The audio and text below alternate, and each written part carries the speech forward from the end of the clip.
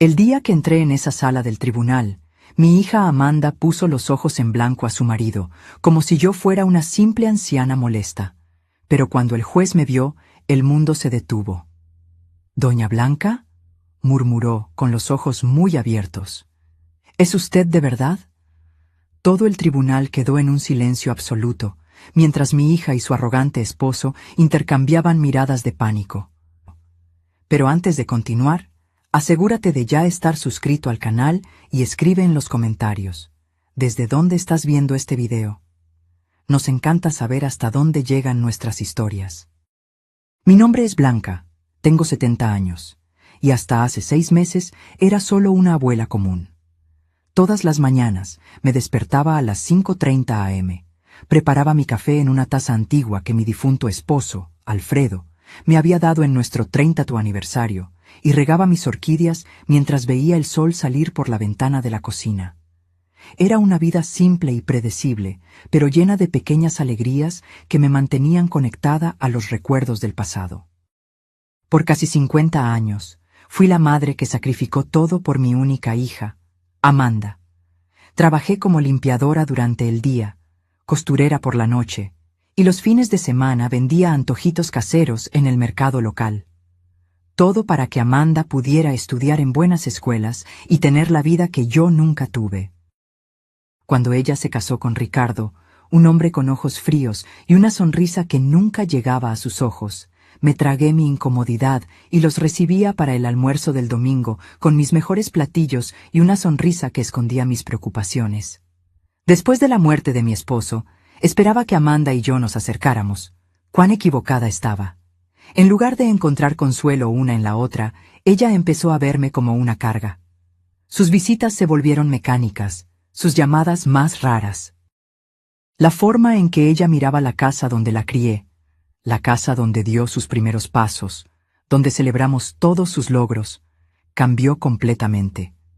Ya no era un hogar de recuerdos, sino un activo a ser adquirido. La mayor decepción de mi vida sucedió un martes lluvioso de octubre. Yo había preparado bacalao con papas, la receta que a Amanda le encantaba en la infancia. Puse el mantel bordado que hice cuando entró a la universidad y hasta compré un arreglo de flores frescas para la ocasión. Cuando ellos llegaron, Ricardo entró sin tocar, como si ya fuera el dueño de la casa. Se tiró en el sillón que había pertenecido a mi Alfredo y encendió el televisor sin siquiera saludarme. Amanda traía una carpeta de documentos y esa mirada distante que había desarrollado en los últimos años, una mirada que pertenecía a una extraña, no a la niña que un día me tomaba la mano con tanta confianza. «Mamá, necesitamos hablar», dijo con una voz fría que me estremeció hasta los huesos. Se sentó en el borde del sofá, como si no quisiera quedarse ahí por mucho tiempo. «Ricardo y yo decidimos que esta casa es demasiado grande para usted. Ya no puede mantenerla sola». Sentí que mi corazón se apretaba mientras ella continuaba. «Encontramos un gran residencial para personas de su edad. Tendrá compañía, actividades, asistencia médica». «Pero Amanda, esta es nuestra casa», respondí, mi voz fallando. «Aquí está todo lo que construimos, todos nuestros recuerdos». Ricardo interrumpió sin quitar los ojos del televisor. «Los recuerdos están en la cabeza, doña Blanca, no en las paredes. A usted le gustará el residencial, es moderno, tiene jardín». Lo que él no dijo, pero sus ojos calculadores revelaban, era que ellos querían mi casa. La casa que Alfredo y yo construimos con tanto sacrificio a lo largo de décadas. La casa donde guardábamos no solo recuerdos, sino también una parte de nuestras almas. Amanda puso la carpeta sobre la mesa.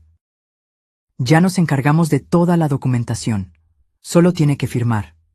Su voz era mecánica, como si estuviera hablando sobre un contrato cualquiera, no sobre arrancar a su propia madre del único lugar que me quedaba en el mundo.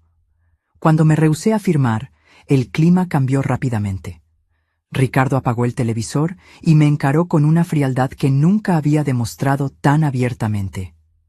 «Doña Blanca», dijo, acomodándose la corbata cara que usaba, «usted necesita ser razonable. No puede seguir viviendo sola.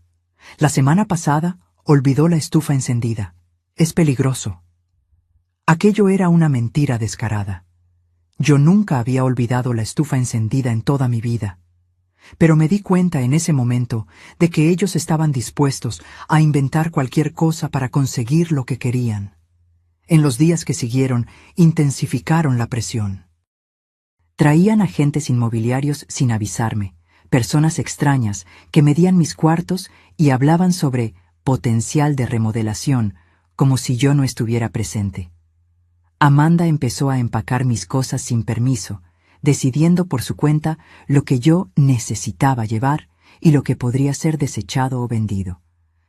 «Este vestido es tan viejo, mamá», decía, sosteniendo el vestido azul que usé en el funeral de mi esposo. «No lo va a necesitar en el residencial». Cada objeto que ella desechaba era como si me arrancaran un pedazo de mi historia. Fotografías antiguas, cartas de amor que Alfredo me había escrito, los libros que leíamos juntos en las noches de invierno. Todo eso, para Amanda y Ricardo, era solo estorbo, ocupando espacio en la casa que ellos ya consideraban suya. La gota que derramó el vaso fue cuando Amanda encontró mi joyero. Era una pequeña caja de madera tallada que Alfredo me había dado en nuestro primer aniversario de bodas. Dentro, además de algunas piezas de valor sentimental, estaba el collar de perlas que había pertenecido a mi madre. «Voy a guardarle esto», dijo, poniendo la caja en su bolso. «Estas cosas pueden desaparecer en el residencial». En ese momento, vi en los ojos de mi hija algo que nunca había notado antes: codicia. Pura y simple codicia, disfrazada de preocupación filial. Y por primera vez en mi vida, sentí una rabia que no sabía que era capaz de sentir. Esa noche, sola en mi cuarto mientras escuchaba a Amanda y Ricardo conversando en voz baja en la sala sobre cómo resolver el problema en el que yo me había convertido, lloré como no lloraba desde la muerte de mi esposo. Pero no eran solo lágrimas de tristeza, eran lágrimas de indignación, de revuelta contra la injusticia de ser tratada como un objeto desechable después de una vida entera de dedicación. Fue entonces que tomé una decisión. No me iría sin luchar. No permitiría que borraran mi existencia, que me redujeran a un inconveniente a ser resuelto. Con esa determinación recién descubierta, me sequé las lágrimas y empecé a pensar en cómo podría defenderme de aquellos que debían protegerme. Lo que no sabía era que, en poco tiempo, descubriría un secreto que cambiaría completamente el equilibrio de poder en esa casa. Un secreto que mi querido Alfredo había guardado para protegerme justamente de un momento como este. A la mañana siguiente, Amanda llegó temprano con más cajas y una determinación renovada. «Hoy vamos a organizar la oficina de papá», anunció ella, dirigiéndose al cuarto que yo mantenía intacto desde que Alfredo partió, hace 3 años. «No», respondí con una firmeza que la sorprendió. «Ese lugar aún no está listo para ser tocado». «Mamá, ya pasaron 3 años», replicó con impaciencia. «No podemos mantener un santuario para siempre. La casa necesita ser preparada para la venta». Me di cuenta en ese momento de que no importaba lo que yo dijera. Ellos ya habían decidido mi futuro. La casa sería vendida, con o sin mi consentimiento. Encontrarían una forma de declararme incapaz si yo no cooperaba. Cuando Amanda salió a buscar más cajas en el auto, entré en la oficina y cerré la puerta con llave. Aquel era el último refugio de los recuerdos de mi esposo, el lugar donde su olor aún flotaba en el aire, donde sus cosas permanecían exactamente como él las había dejado. Pasé los dedos por los libros en el estante, por los papeles organizados meticulosamente en carpetas, por el portarretratos con nuestra foto de bodas. Fue entonces que noté algo a lo que nunca había prestado atención antes. En el último estante de la librería, escondida detrás de una hilera de enciclopedias antiguas, había una pequeña caja fuerte empotrada en la pared. En 47 años de matrimonio, nunca supe de su existencia. Mis manos temblaban mientras yo intentaba imaginar la combinación. Probé nuestra fecha de matrimonio, el cumpleaños de Alfredo, el nacimiento de Amanda. Nada funcionó. Finalmente, en un impulso, intenté la fecha en que nos conocimos, esa tarde lluviosa de domingo en que nos refugiamos bajo el mismo toldo de una pastelería. Para mi sorpresa, la caja fuerte se abrió. Dentro había una carpeta de cuero con las iniciales de Alfredo grabadas en dorado. Al abrirla, encontré documentos que me dejaron sin aliento.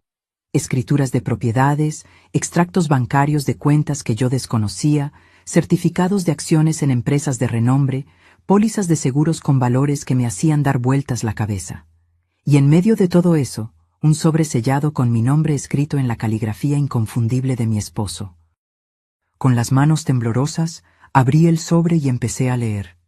Mi querida Blanca, si estás leyendo esta carta, significa que yo ya partí y que tú encontraste lo que guardé para proteger tu futuro. Perdóname por mantener en secreto nuestros verdaderos recursos financieros durante todos estos años. No fue por falta de confianza, sino por precaución. Siempre desconfié de las intenciones de Ricardo. Hay algo en él que me preocupaba desde el principio. Una ambición desmedida que me hizo temer por lo que podría suceder cuando yo ya no estuviera aquí para protegerte. Por eso, monté esta red de seguridad silenciosamente, invirtiendo cada centavo extra que conseguíamos ahorrar. Todo lo que está documentado en esta carpeta te pertenece exclusivamente a ti. Amanda solo tendrá derecho a una pequeña parte si, y solamente si, te cuida con el mismo amor y dedicación que tú siempre tuviste por ella. En caso contrario, tú tienes todo el poder para protegerte. Usa este poder con sabiduría, mi amor, no por venganza, sino para garantizar el respeto que te mereces. En el fondo, Amanda es una buena persona, solo fácilmente influenciable. Pero si necesitas defenderte, ahora tienes los medios para hacerlo, con todo mi amor, para toda la eternidad, Alfredo. Las lágrimas corrían por mi rostro mientras yo absorbía cada palabra. Mi Alfredo, siempre tan quieto y discreto, había construido un imperio en silencio para protegerme. Mientras yo creía que vivíamos modestamente, él invertía en propiedades, acciones y negocios que ahora valían una fortuna. Entre los documentos, encontré algo que me dejó con la boca abierta: la escritura del edificio donde Amanda y Ricardo vivían. El apartamento lujoso del que tanto se enorgullecían, que ostentaban como símbolo de su éxito, en realidad me pertenecía. Ellos pagaban alquiler a una administradora que depositaba el valor directamente en una cuenta a mi nombre, cuenta que yo ni siquiera sabía que existía. Había más. Alfredo poseía acciones en la empresa donde Ricardo trabajaba. No eran acciones menores, sino una participación significativa lo suficiente para influir en decisiones importantes, incluso sobre el futuro de empleados como mi yerno. Sentada en el suelo de la oficina, rodeada de papeles que representaban más dinero del que yo jamás imaginé poseer, me reí entre lágrimas. Amanda y Ricardo creían que me estaban echando de mi casa para quedársela, sin tener idea de que esta casa era la más pequeña de mis propiedades. Los golpes insistentes en la puerta me trajeron de vuelta a la realidad. «¡Mamá! ¡Abra esa puerta ahora mismo!», gritaba Amanda. Rápidamente, guardé los documentos más importantes en mi bolso y devolví el resto a la caja fuerte, cerrándola cuidadosamente.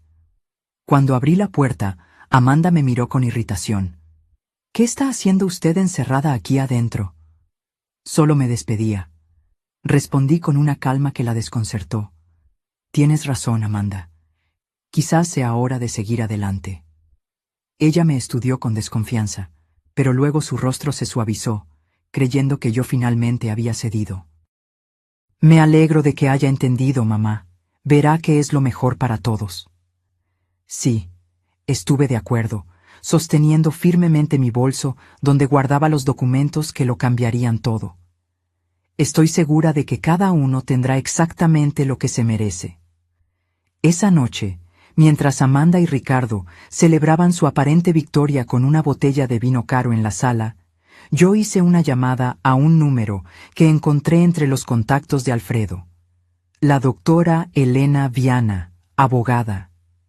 «Doctora...». «¿Elena? Mi nombre es Blanca Mendonza. viuda de Alfredo Mendonza. Necesito su ayuda con algunos asuntos urgentes relacionados con mi herencia. Cuando colgué el teléfono, miré la fotografía de Alfredo en la mesita de noche y sonreí. Siempre lo supiste, ¿no, mi viejo? Siempre supiste que este día llegaría. Por primera vez en meses, dormí profundamente, no con la resignación de quien fue derrotada, sino con la tranquilidad de quien finalmente encontró su fuerza. La Doctimo. Elena Viana era exactamente como Alfredo la describió en sus notas. Una mujer de mediana edad, con ojos perspicaces que no dejaban escapar ningún detalle. Cuando entré en su oficina, 3 días después, ella ya había analizado copias de los documentos que le envié por correo electrónico y montado una estrategia preliminar. Doña Blanca, dijo después de ofrecerme un café, su esposo fue extremadamente meticuloso. Todos los documentos están en orden, las inversiones fueron hechas de forma legal y el testamento es absolutamente incontestable. Usted es, sin duda, una mujer muy rica. Esas palabras sonaban extrañas para mí, que siempre viví contando centavos para llegar a fin de mes. Pero la abogada continuó, mostrándome un informe detallado de todos mis activos. Lo más interesante, observó, es que su esposo estructuró todo de forma que su hija y yerno no puedan impugnar. La cláusula de comportamiento en el testamento es particularmente ingeniosa. Ellos solo tendrían derecho a una parte de los bienes si la cuidaran a usted con amor y respeto. Considerando lo que usted me contó sobre los intentos de ellos de removerla de su propia casa, podemos argumentar con facilidad que esa cláusula fue violada. ¿Qué debo hacer ahora?, pregunté, aún intentando absorber la magnitud de la situación. Elena se inclinó hacia adelante con un brillo determinado en los ojos. Primero, no firme absolutamente nada que ellos le pongan delante. Segundo, necesito que usted mantenga la apariencia de que aún no descubrió nada. Cuanto más se expongan, mejor para nuestro caso. ¿Y en cuanto a la casa? Déjelos pensar que vencieron, por ahora. Finja que está considerando la mudanza al residencial, pida visitar el lugar, cuestione sobre los costos. Cuanto más se rebelen, más munición tendremos. En las semanas siguientes, seguí las orientaciones de Elena al pie de la letra. Permití que Amanda y Ricardo continuaran con sus planes, fingiendo resignación mientras secretamente documentaba cada conversación, cada amenaza velada, cada intento de menospreciarme o de hacerme parecer incapaz. Ricardo llegó a traer un médico amigo para evaluar mi condición mental, un hombre que apenas me examinó antes de sugerir que yo podría estar desarrollando demencia. Grabé toda la consulta fraudulenta en mi celular siguiendo las instrucciones de Elena. Amanda, por su parte, intensificó sus esfuerzos para vaciar la casa. Cajas y más cajas de mis recuerdos eran empacadas, etiquetadas y enviadas para donación, o simplemente desechadas. Dolía ver mis recuerdos siendo tratados con tanto desprecio, pero me mantuve firme, sabiendo que cada acto de ellos solo fortalecía mi caso. Una tarde, mientras Amanda catalogaba mis pertenencias en la sala, dejé escapar una información, como quien no quiere nada. ¿Sabes, Amanda? Estaba pensando en darte mi collar de perlas antes de ir al residencial. Era de tu abuela, al fin y al cabo. Ella dejó de hacer lo que estaba haciendo, visiblemente interesada. ¿El collar de perlas? ¿El que guardabas en la cajita de madera? Sí, pero no consigo encontrarlo. ¿Tú lo viste por ahí? Amanda se ruborizó ligeramente. No. No sé de qué está hablando. Es extraño, continué inocentemente. Tampoco encuentro los aretes de zafiro que tu papá me dio en nuestro 40º aniversario. Espero que no se hayan perdido en la mudanza. Vi la incomodidad en sus ojos, la culpa momentánea que pronto fue sustituida por una excusa mal elaborada sobre haber guardado mis joyas en un lugar seguro. Más tarde, reporté esa conversación a Elena, que sonrió satisfecha. Perfecto, estamos construyendo un caso sólido de abuso patrimonial. El momento decisivo vino cuando, siguiendo el consejo de Elena, pedí visitar el tal residencial antes de tomar mi decisión final. Amanda y Ricardo me llevaron un domingo, mostrándome un lugar que parecía más un depósito de ancianos que el paraíso que habían prometido. Cuartos minúsculos, empleados sobrecargados y un olor a desinfectante que apenas disimulaba el olor a orina en el aire.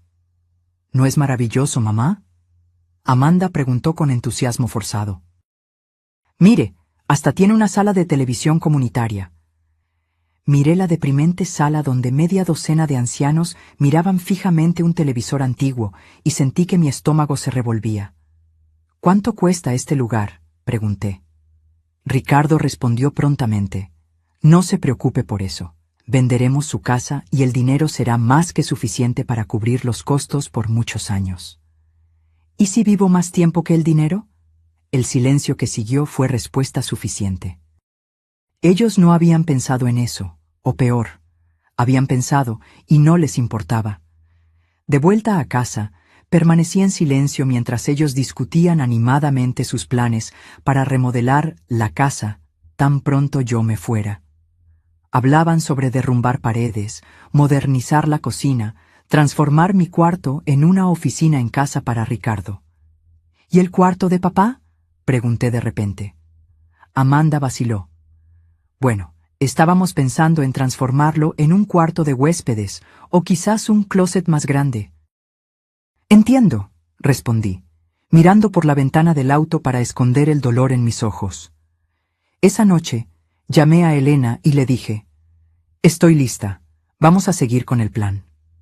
2 días después, Amanda y Ricardo aparecieron con los papeles finales para la transferencia de la casa y mi internamiento en el residencial. Un hombre de traje los acompañaba, el abogado de ellos, que después descubrí que era solo un amigo de Ricardo que trabajaba como consultor inmobiliario. Mamá, le trajimos los documentos para que firme, Amanda anunció, esparciendo papeles por la mesa de la cocina. Tan pronto firme aquí y aquí, podemos finalizar su mudanza al residencial. Ya reservamos una vacante para la próxima semana. Miré los papeles con calma, fingiendo estudiarlos mientras escuchaba el timbre sonar.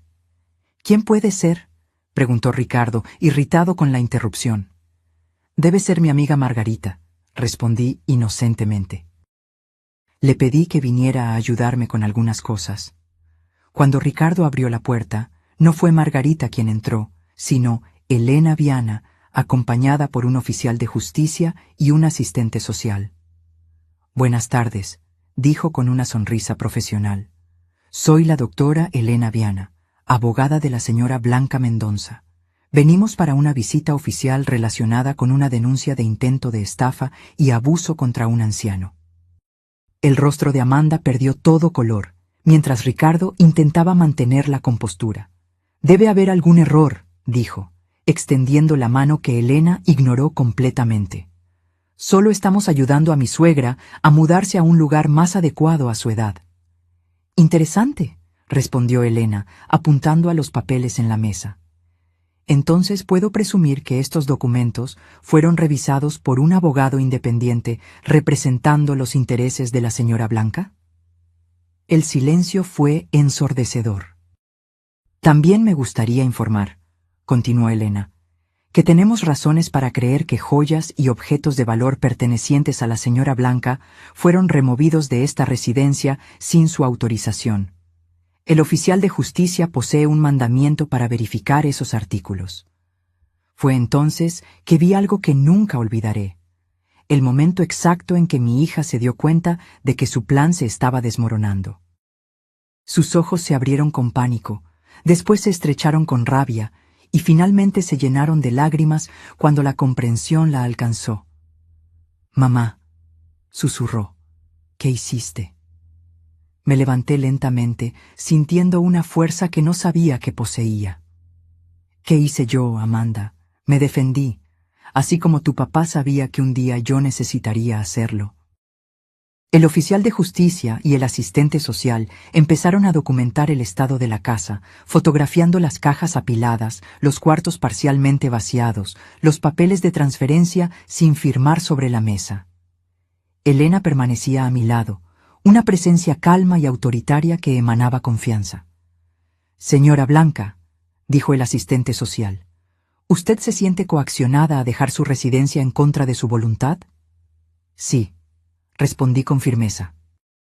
«Mi hija y mi yerno me han presionado por meses, llegando a amenazar con declararme mentalmente incapaz si yo no accedía a ir a un asilo».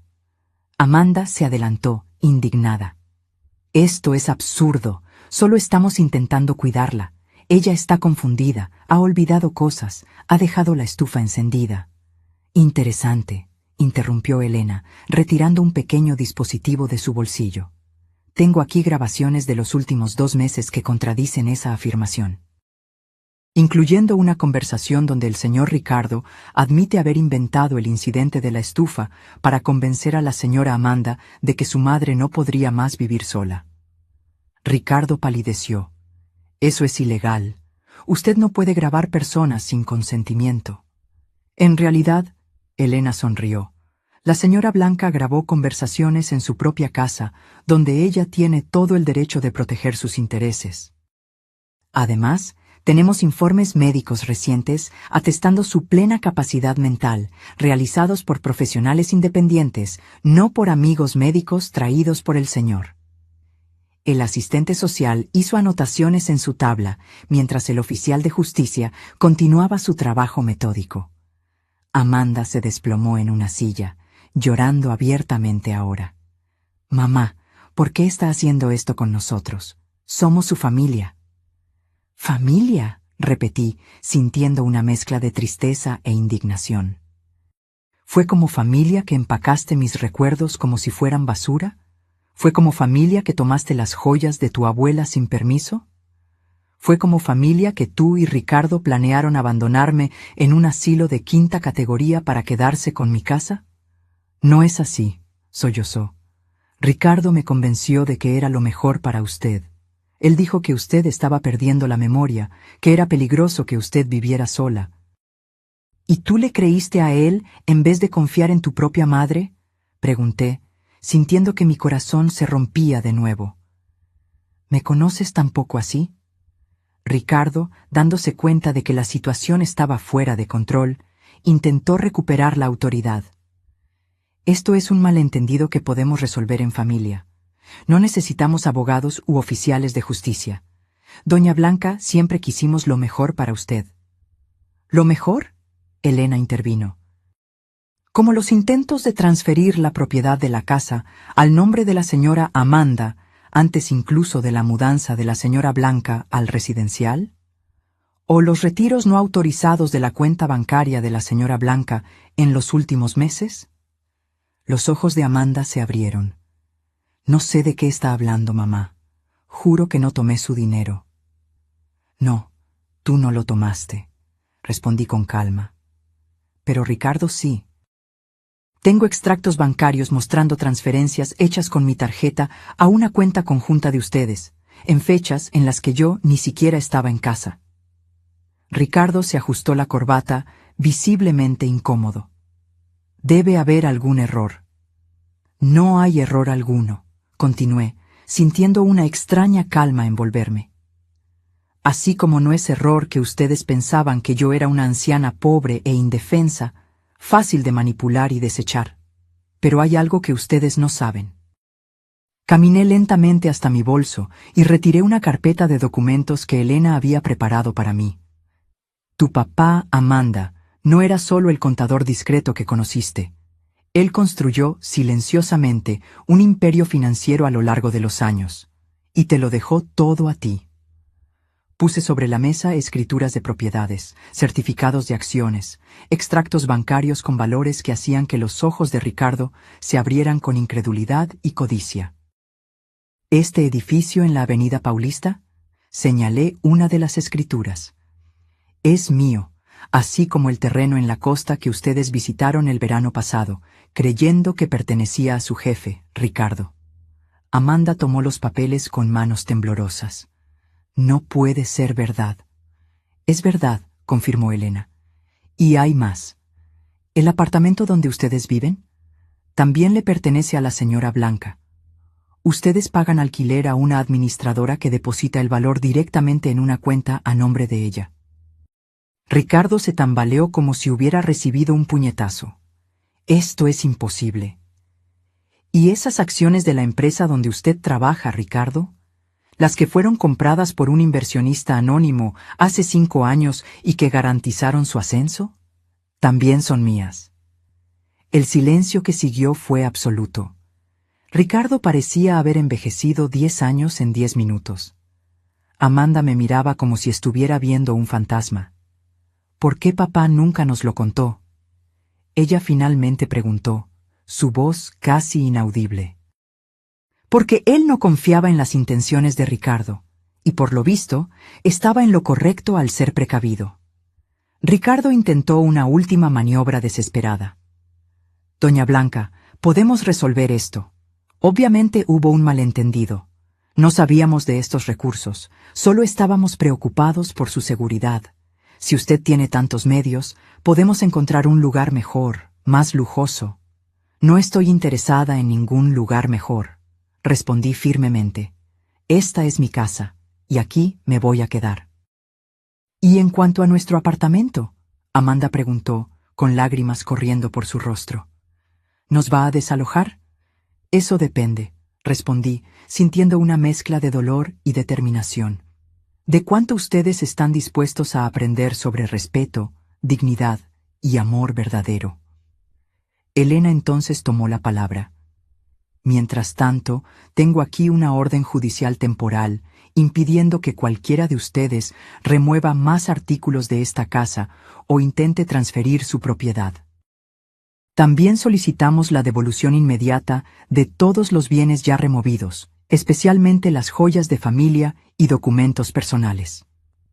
Amanda se derrumbó en sollozos, mientras Ricardo permanecía paralizado, como si intentara procesar toda la información que acababa de recibir. El oficial de justicia continuaba su trabajo, fotografiando metódicamente cada cuarto, cada documento, cada prueba de lo que había sucedido en esa casa. Yo sugiero, dijo Elena con voz firme, que ustedes dos salgan ahora y piensen muy bien sobre sus próximos pasos.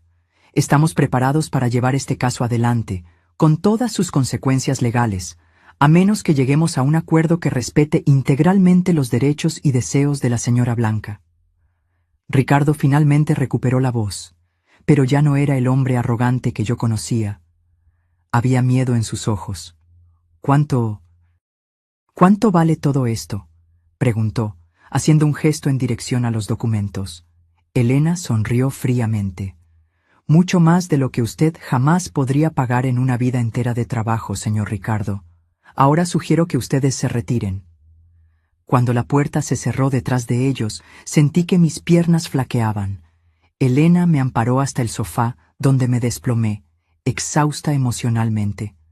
Usted fue muy valiente, dijo, sentándose a mi lado. No todos tendrían la fuerza para enfrentar a la propia familia de esa manera. No sé si fue coraje o desesperación, confesé, observando al asistente social aún haciendo anotaciones. Nunca quise llegar a este punto. Desafortunadamente, muchas veces son los que más amamos, los que más nos lastiman, Elena respondió. Pero ahora usted está en control. ¿Qué desea hacer a seguir? Miré alrededor de la sala, a las paredes que presenciaron tantos momentos de mi vida, a los espacios vacíos donde antes había fotografías y recuerdos. Quiero recuperar mis cosas, respondí con firmeza. Y después, quiero que Amanda entienda exactamente lo que ella hizo. No por venganza, sino porque ella necesita aprender. En los días que siguieron, recibí llamadas desesperadas de Amanda. Al principio, las ignoré todas, siguiendo el consejo de Elena para mantener distancia hasta que los aspectos legales fueran resueltos. Ricardo, por otro lado, desapareció completamente. Supe después que él había pedido licencia en el trabajo y viajado para resolver asuntos personales. Una semana después de la confrontación, Elena me trajo noticias. Recibimos una propuesta de acuerdo, dijo, entregándome una carpeta. Su yerno está dispuesto a devolver todas sus posesiones, reconocer públicamente que usted está en pleno dominio de sus facultades mentales y renunciar a cualquier reivindicación sobre su casa o patrimonio. ¿Y qué quiere él a cambio?, pregunté, conociendo demasiado bien el carácter de Ricardo para creer en arrepentimiento sincero. Que usted no use su influencia como accionista para perjudicarlo en la empresa y que no lo desaloje del apartamento inmediatamente. Él pide 6 meses para encontrar otro lugar. Consideré la propuesta por un momento. ¿Y Amanda? ¿Qué dice ella sobre esto? Elena vaciló. Su hija no participó en esta negociación. Por lo que entendí, hay tensiones en el matrimonio después de la revelación. Aquello no me sorprendió. Ricardo siempre había sido el tipo de hombre que abandona el barco cuando empieza a hundirse. Ahora que sabía que no conseguiría mi fortuna, probablemente ya estaba culpando a Amanda por el fracaso del plan. Diga a Ricardo que acepto sus condiciones, con una salvedad. Respondí después de pensar por un momento. Si él quiere permanecer en el apartamento por 6 meses, tendrá que aumentar el valor del alquiler en 50%. Al fin y al cabo, ahora él sabe quién es el verdadero propietario. Elena sonrió. Será un placer transmitir su mensaje. 2 semanas después, recibí una visita inesperada. Amanda estaba en mi puerta, sola, con ojeras profundas y el rostro marcado por noches de insomnio. ¿Puedo pasar?, preguntó tímidamente, tan diferente de la mujer arrogante que había intentado echarme de mi propia casa. Abrí la puerta en silencio y la dejé pasar.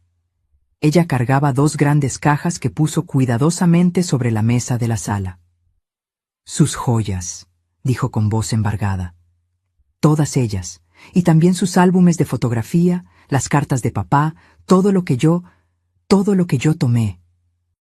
Abrí la primera caja y ahí estaban, intactos, los tesoros de mi vida, el collar de perlas de mi madre, los aretes que Alfredo me había dado, el anillo de compromiso con el pequeño zafiro que él ahorró por 1 año para comprar.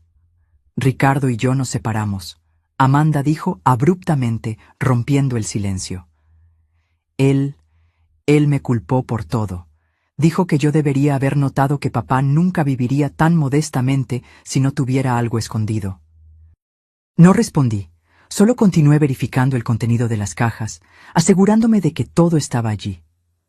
Mamá, continuó, la voz temblorosa, sé que no merezco su perdón. Lo que hicimos, lo que yo permití que fuera hecho, es imperdonable. Pero necesito que usted sepa que yo realmente creí que estaba haciendo lo correcto. Finalmente levanté los ojos hacia ella.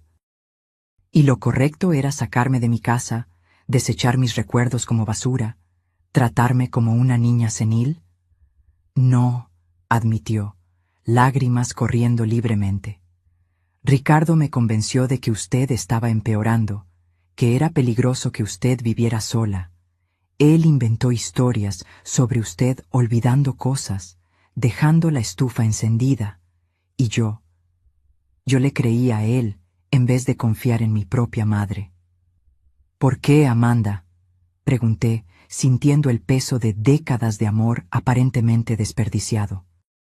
Después de todo lo que hice por ti, después de todos los sacrificios, ¿cómo pudiste creer que yo merecía ser tratada de esa manera? Ella se sentó en el sofá, pareciendo más pequeña y más frágil de lo que jamás la había visto. Porque era más fácil, confesó finalmente. Era más fácil creer que usted necesitaba ayuda que admitir que yo me había casado con un hombre que solo se preocupaba por dinero y estatus. Era más fácil fingir que estábamos cuidándola que enfrentar la verdad sobre lo que nos habíamos convertido. Su rostro se contorsionó con vergüenza genuina. Cuando Ricardo sugirió por primera vez que vendiéramos la casa, yo dije que no. Entonces él empezó a plantar dudas en mi cabeza, pequeñas semillas de preocupación sobre su salud mental, su capacidad de vivir sola. Y yo dejé que esas semillas crecieran porque, en el fondo, quería la casa. Quería transformarla, modernizarla, borrar las marcas del pasado que me hacían sentir culpable por no ser la hija que debería ser. Sus palabras me golpearon como una revelación. No era solo codicia, era culpa, era el deseo de borrar las evidencias de todo lo que yo había hecho por ella, todo lo que ella no conseguía retribuir. ¿Y ahora? Pregunté. ¿Qué quieres de mí, Amanda?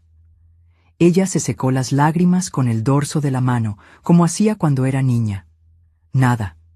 No merezco nada de usted. Solo vine a devolverle lo que es suyo y a decir que, aunque usted nunca me perdone, yo sé lo que hice y voy a pasar el resto de la vida intentando ser una persona mejor. Miré a mi hija, pues, a pesar de todo, ella aún era mi hija. Y vi algo que no veía en años: honestidad.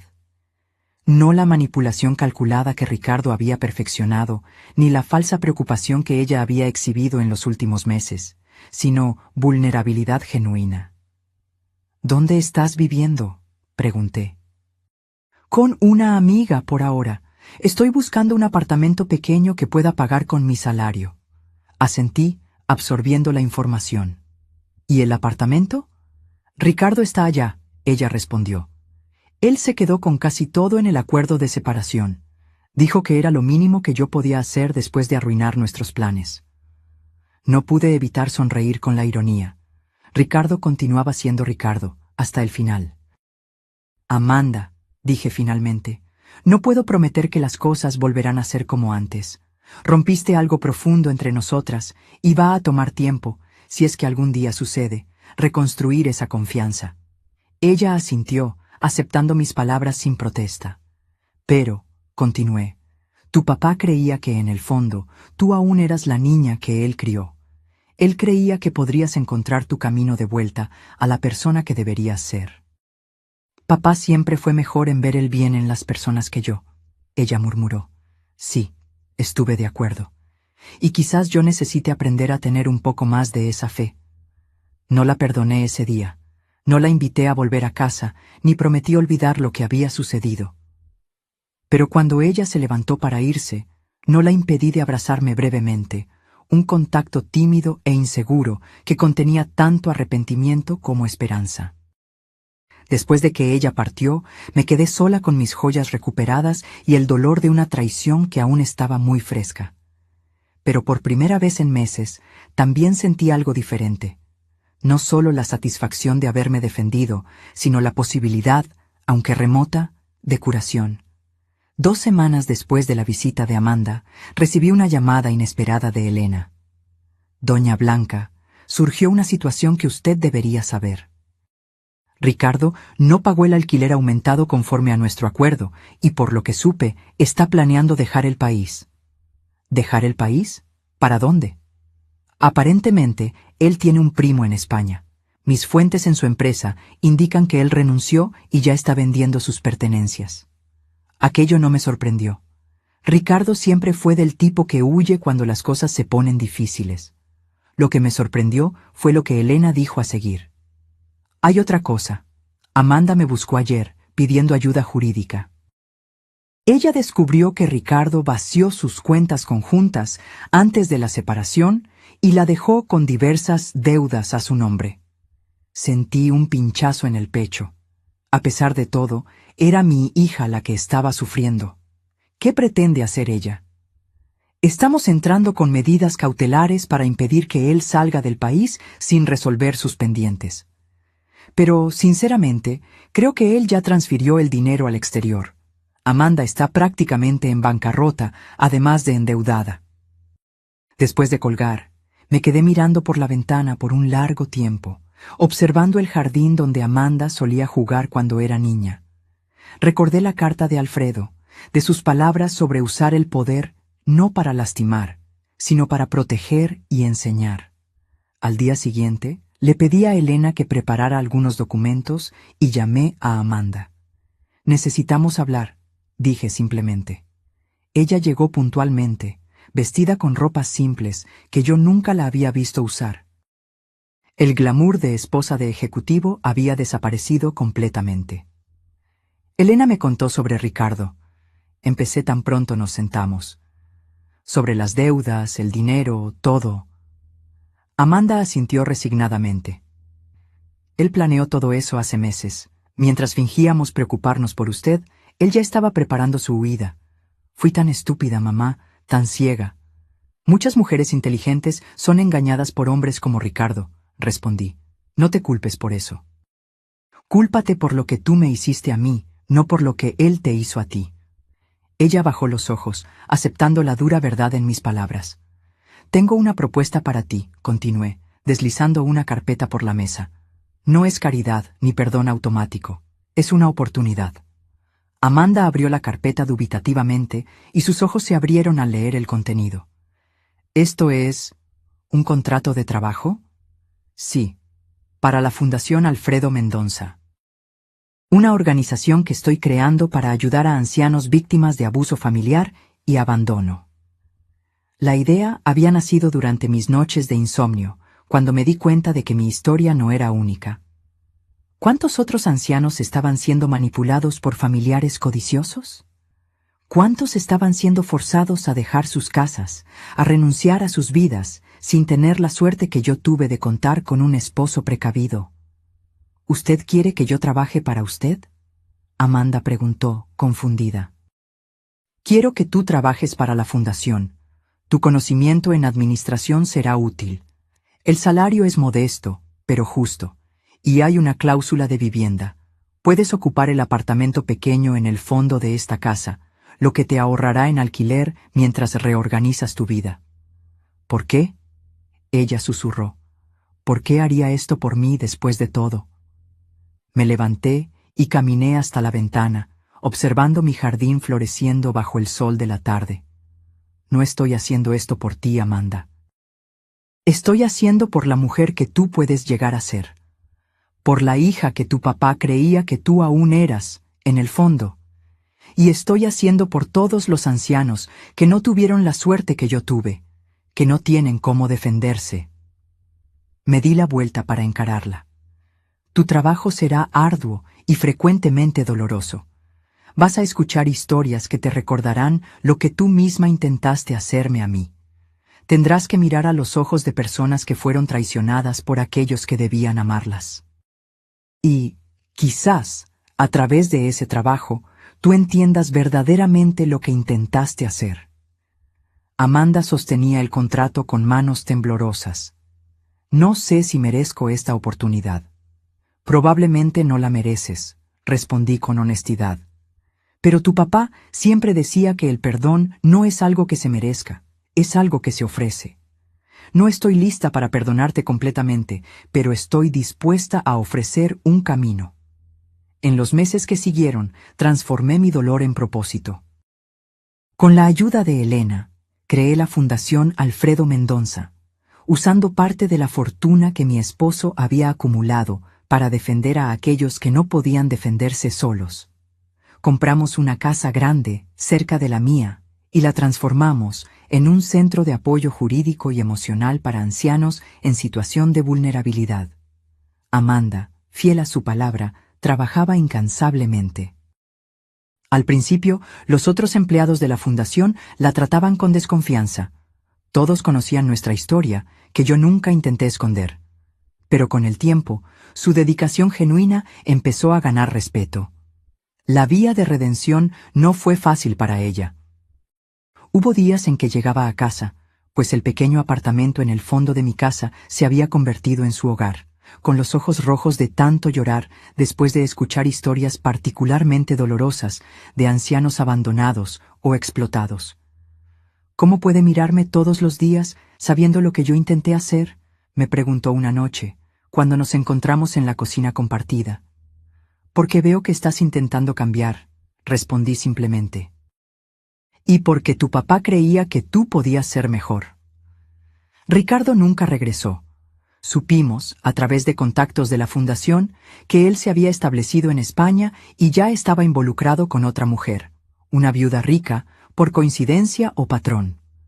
Parte de mí se preguntaba si debería alertarla, pero otra parte sabía que algunos depredadores solo son detenidos cuando encuentran una presa que muerde de vuelta. Un año después de la creación de la fundación, recibí una honra que nunca esperé. Un premio de derechos humanos por nuestro trabajo con ancianos vulnerables. El día de la ceremonia, Mientras me preparaba para dar mi discurso, miré a la platea y vi a Amanda en la primera fila, aplaudiendo con lágrimas en los ojos. Esa noche, después de la ceremonia, mientras caminábamos por el jardín de mi casa, nuestro jardín, como estaba empezando a pensar, Amanda me entregó un pequeño paquete. —¿Qué es esto? —pregunté. —Ábralo —ella respondió nerviosamente. Dentro había un libro artesanal, hecho a mano. En las páginas, Amanda había pegado fotografías antiguas de nuestra familia, muchas de las mismas fotos que ella había empacado tan descuidadamente un año antes, pero ahora cada una venía acompañada de una carta escrita a mano, recordando el momento capturado y reflexionando sobre el significado de esos recuerdos. Pasé meses buscando estas fotos, ella explicó. Algunas estaban con Ricardo, otras con amigos a los que se las regalé sin pensar. Quería reunir nuestros recuerdos nuevamente, no para borrarlos, sino para honrarlos. Hojeé el libro con cuidado, sintiendo el peso de las décadas de historia familiar en mis manos. En la última página había una foto reciente de la fundación, con todo el equipo reunido enfrente del edificio, y abajo una simple inscripción. Para mi mamá, que me enseñó que nunca es demasiado tarde para empezar de nuevo.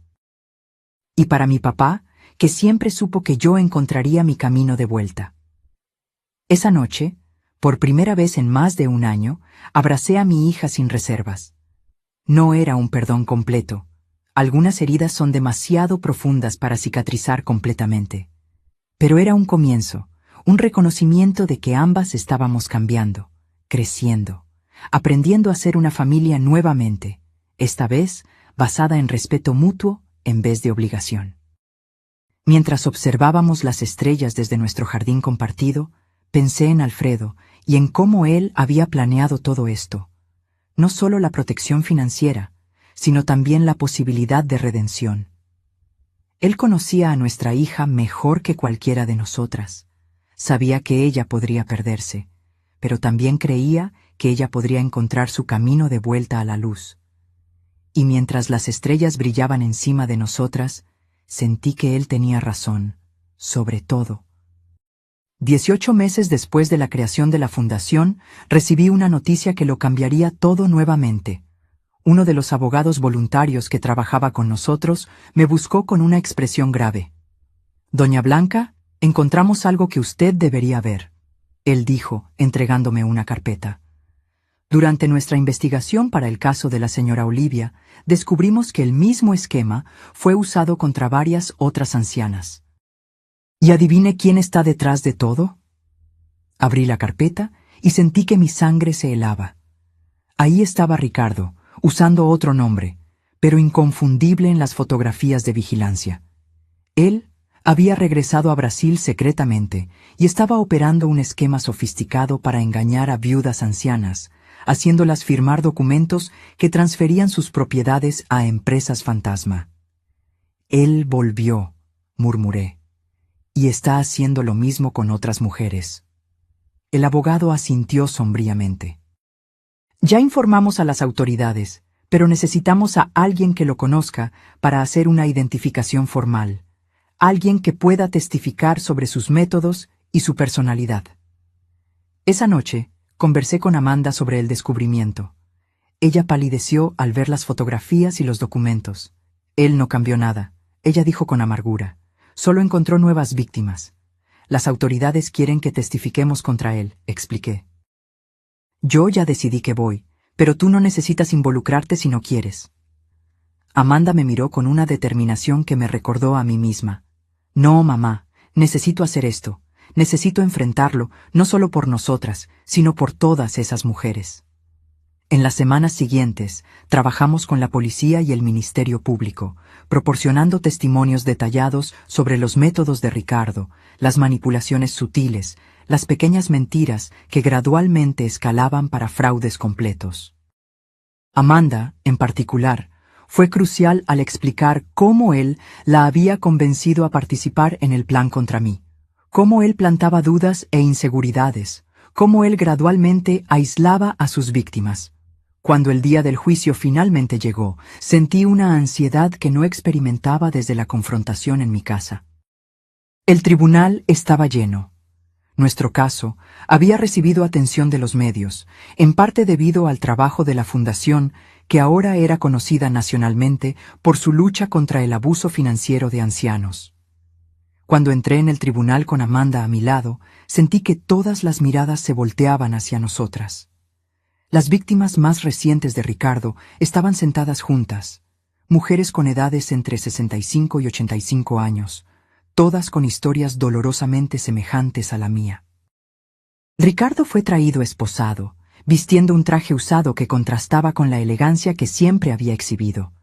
Cuando sus ojos se encontraron con los míos, vi un destello de rabia rápidamente sustituido por aquella máscara de encanto calculado que él usaba también. El momento decisivo vino cuando el juez entró en la sala. Mi corazón casi se paró cuando lo reconocí. Juez Enrique Méndez, anunció el oficial de justicia. Era el joven abogado que había trabajado como pasante en el tribunal décadas atrás, cuando yo era secretaria allí. El mismo hombre tímido que yo había alentado cuando todos los demás lo trataban con desdén. El muchacho para quien yo llevaba café en las noches en que él trabajaba hasta tarde, estudiando para exámenes.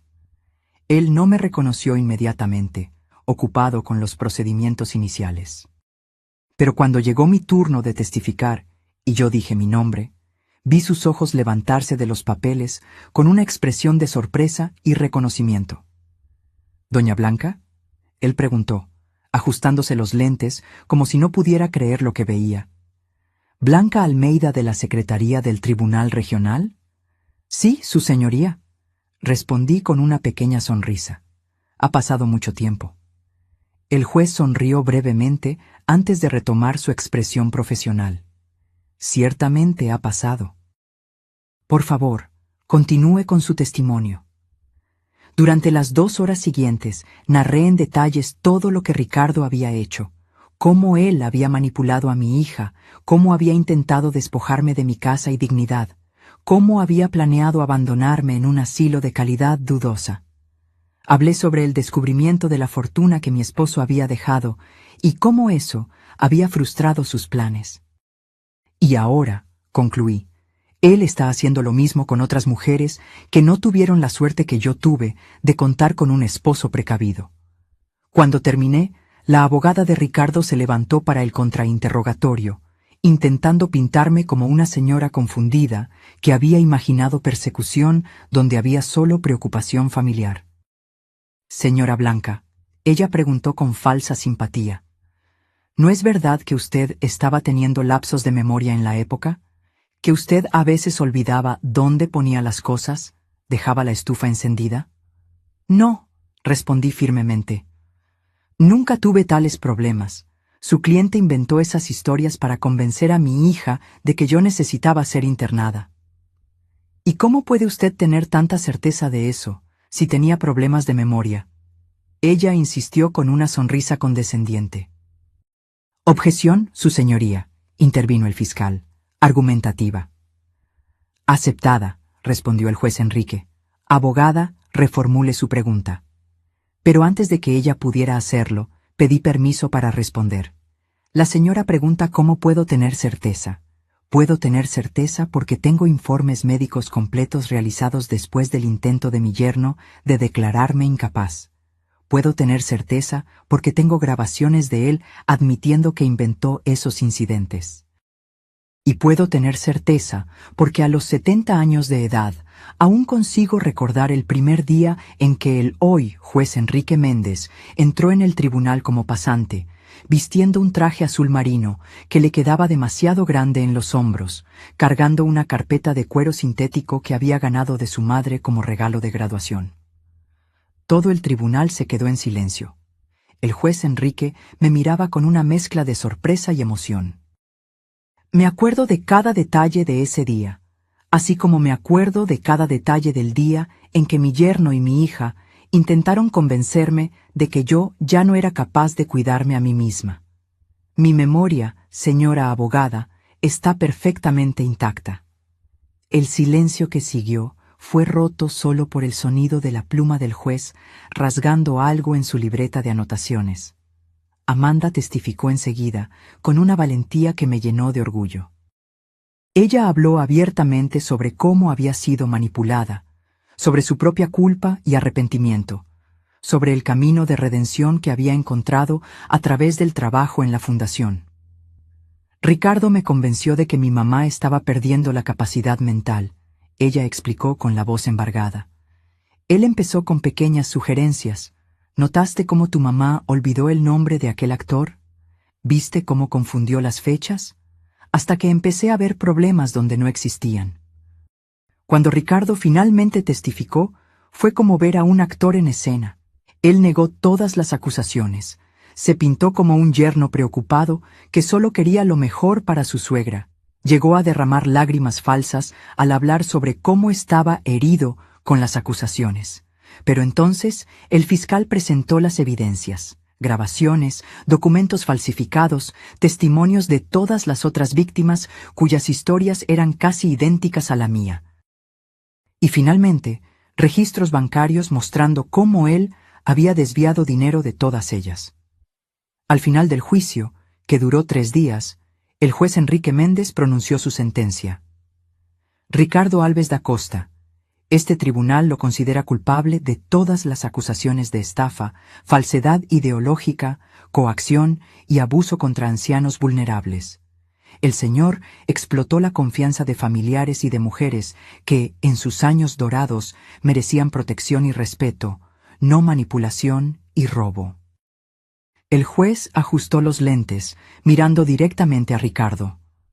Particularmente perturbador para este tribunal es la frialdad con que el señor planeó y ejecutó sus crímenes, apuntando específicamente a personas que el señor consideraba débiles e incapaces de defenderse. Él hizo una pausa, entonces continuó con una voz que combinaba autoridad y emoción contenida. Por estos crímenes, condeno al señor a 12 años de reclusión en régimen cerrado, además de la restitución integral a las víctimas y multa proporcional al daño causado. Mientras Ricardo era llevado fuera del tribunal, el juez Enrique me miró y me hizo un pequeño gesto de reconocimiento que pocos notaron, pero que para mí significó todo. Un recordatorio de que bondades pequeñas, como alentar a un joven pasante inseguro décadas atrás, pueden regresar cuando menos se espera. Al salir del tribunal, fuimos rodeadas por reporteros y por otras ancianas que habían asistido al juicio para buscar inspiración y esperanza. Una señora de cerca de 80 años se acercó a mí con lágrimas en los ojos. «Usted me dio valor», ella dijo, tomando mis manos. Después de verla en el periódico hablando sobre la fundación, me di cuenta de que mi sobrino estaba haciendo lo mismo conmigo. Gracias a usted, conseguí parar antes de que fuera demasiado tarde. Esa noche, en casa, Amanda y yo nos sentamos en el jardín con una botella de vino, celebrando no solo la victoria en el tribunal, sino también el camino que habíamos recorrido juntas. ¿Sabes qué es lo más irónico?, ella dijo, mirando a las estrellas. Si Ricardo nunca hubiera intentado tomar su casa, la fundación jamás habría existido. Todas esas mujeres que estamos ayudando ahora no tendrían a dónde ir. Tu papá siempre decía que incluso en las peores situaciones podemos encontrar propósito, respondí. Creo que, al final, él estaba en lo correcto sobre eso también. Amanda sonrió, una sonrisa que finalmente alcanzaba sus ojos, recordándome a la niña que ella había sido antes de que Ricardo entrara en nuestras vidas. Él estaría orgulloso de usted, mamá, de todo lo que usted construyó a partir del dolor. De nosotras dos, corregí gentilmente. Él siempre supo que tú encontrarías tu camino de vuelta. Miramos al cielo estrellado en silencio por algunos minutos, cada una perdida en sus propios pensamientos. La fundación se había convertido en más que solo un trabajo para nosotras. Era una misión compartida, un propósito que nos reconectó de una forma que yo nunca imaginé ser posible después de todo lo que habíamos pasado. Lo que sucedió hoy en el tribunal, Amanda dijo finalmente, cuando el juez la reconoció, fue como ver al destino desenvolviéndose, como si todas las piezas finalmente encajaran. La vida es así, respondí. A veces las gentilezas que ofrecemos regresan cuando más las necesitamos. Nunca imaginé que aquel joven pasante tímido un día se convertiría en el juez que condenaría a Ricardo. Usted siempre fue así, ¿no? Siempre ayudando a los otros sin esperar nada a cambio. Sonreí, recordándome de todos los pequeños gestos a lo largo de mi vida que nunca consideré extraordinarios. Llevar café a pasantes que trabajaban hasta tarde, defender a empleados más jóvenes de jefes tiránicos, ofrecer un hombro amigo a colegas en dificultades.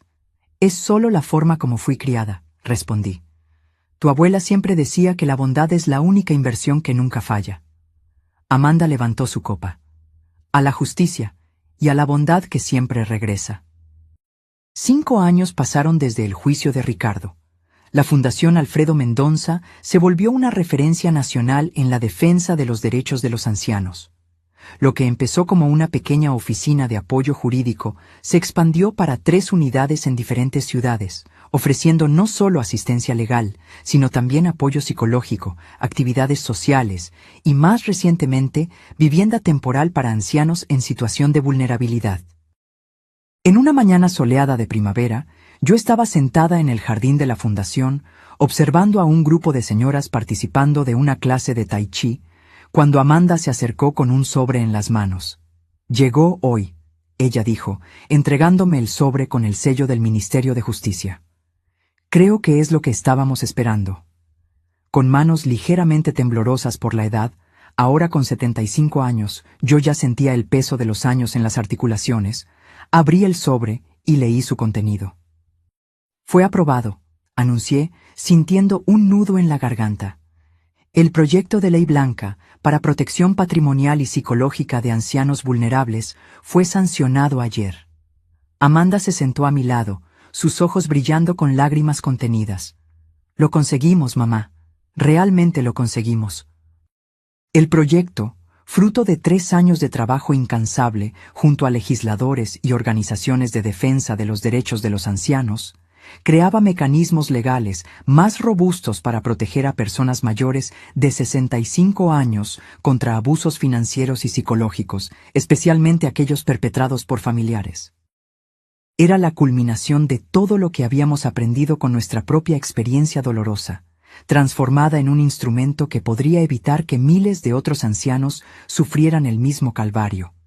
Tu papá estaría tan orgulloso, murmuré, guardando la carta cuidadosamente de vuelta en el sobre.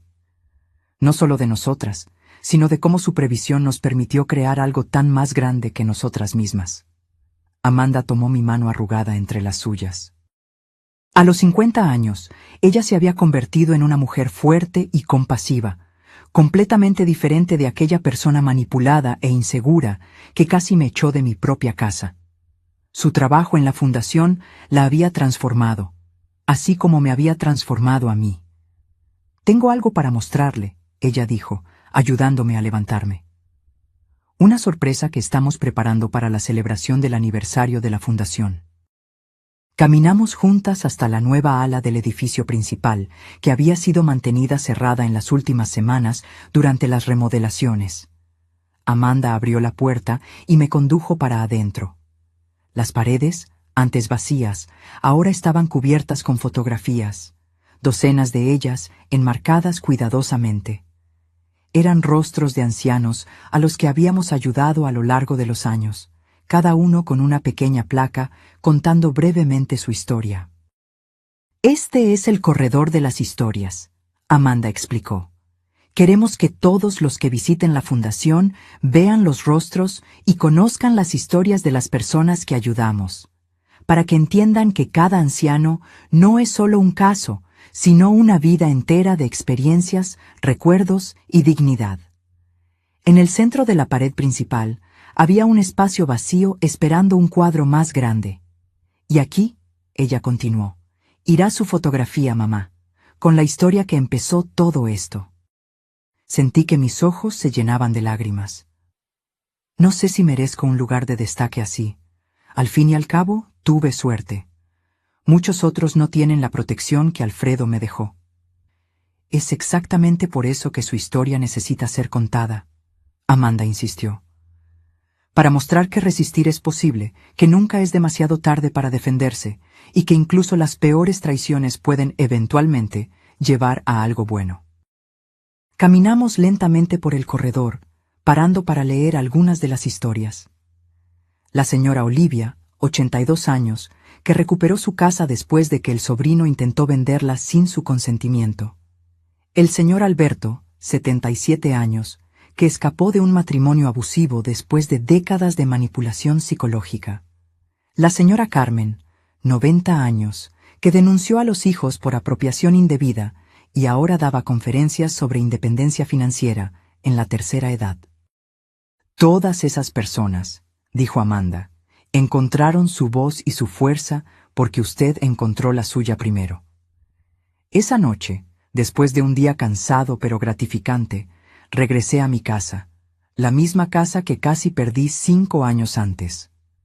Amanda ahora vivía en una casita propia cerca de la fundación, pero aún cenábamos juntas regularmente y, los domingos, ella venía a tomar desayuno conmigo, retomando una tradición que habíamos perdido durante los años difíciles. Me senté en el porche con una taza de té, observando el jardín que Alfredo tanto amaba y que ahora estaba más bonito que nunca. Las orquídeas florecían en abundancia, cuidadas por mis manos que, aunque más lentas con la edad, aún sabían exactamente cuánta agua y sol cada planta necesitaba.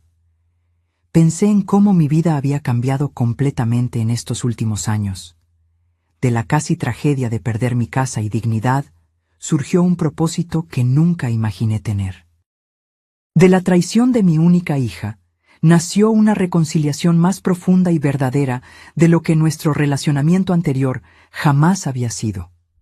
En la mesa al lado de mi sillón estaba el viejo joyero que Amanda había intentado llevarse, ahora devuelto y restaurado.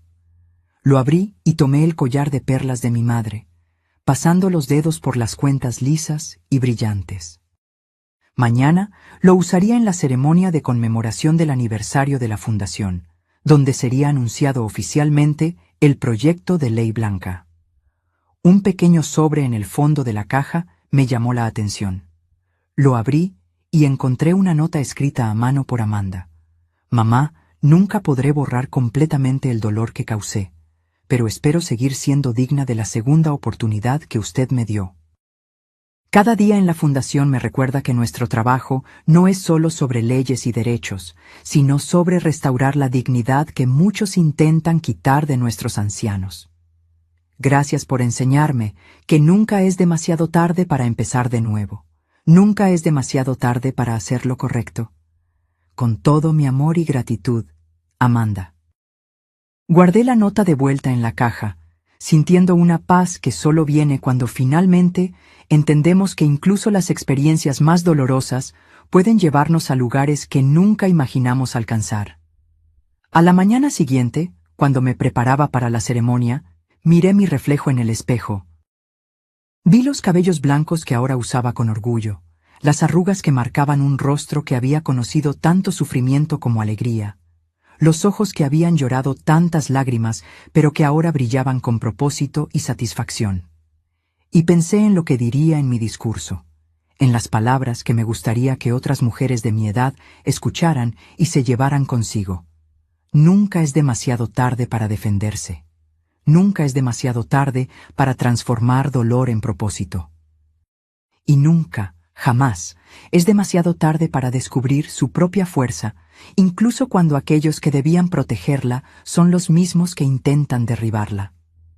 Cuando llegué a la fundación esa mañana, fui recibida por una multitud de rostros sonrientes. El equipo que habíamos construido, los ancianos que habíamos ayudado, autoridades y partidarios que creían en nuestra causa. Y en el centro de todo, Amanda, ahora directora ejecutiva de la fundación, me esperaba con un abrazo cálido y sincero. Al subir al escenario para dar mi discurso, miré a todas esas personas y sentí una profunda gratitud por todo, sí, por todo, incluso por los intentos de Ricardo y Amanda de quitarme todo, porque sin aquella oscuridad, yo jamás habría descubierto la luz que ahora iluminaba tantas otras vidas. Mi nombre es Blanca, empecé, ajustando el micrófono. Tengo 75 años, y esta es la historia de cómo casi lo perdí todo, solo para encontrar un propósito más grande de lo que jamás imaginé. Y mientras compartía mi jornada, vi en los ojos de la platea el reconocimiento, la esperanza y, más importante, la determinación de que mi historia no sería única, que juntas estábamos creando un mundo donde los ancianos serían tratados con el respeto y la dignidad que merecen. Al final del discurso, cuando los aplausos resonaban por el salón, miré al cielo a través de las ventanas altas y sonreí. ¿Viste, Alfredo?, pensé. Tuviste razón, sobre todo. Ahora, si te gustó esta historia, dale clic ya a este próximo video que está apareciendo en la pantalla porque en él la historia de traición y giro como nunca antes viste.